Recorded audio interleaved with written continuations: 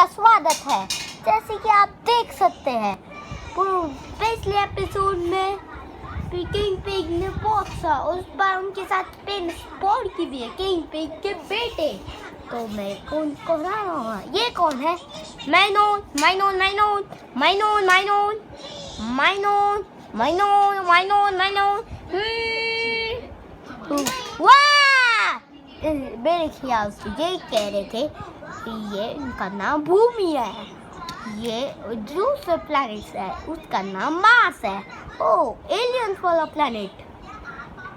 ये कह रहे हो मैं इस शक्ति से इनको हरा सकता। ओह, माइनोन माइनोन माइनोन माइनोन ये कह रहे जब मैं बर्ड्स को बचाऊंगा तो वो उनको भी शक्तियाँ देंगे। ओह, थैंक यू माइनोन माइनोन माइनोन। वो कह रही थी कि वो बाद में मिले और मैं बताऊँ इंडियन भाषा जानता हूँ। ओह हाय दोस्तों, ओह हाय, वो फायर मैं तो वहीं आ गया।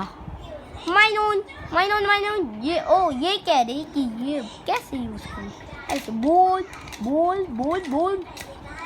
तो फिर आगे देखते कि क्या होता। देखिए, अच्छा वाह, नहर का गेट तोड़ देता हूँ। तो आपको बाकी सारा देखना होगा पार्ट 4 में। तो टाटा दोस्तों, बाय बाय।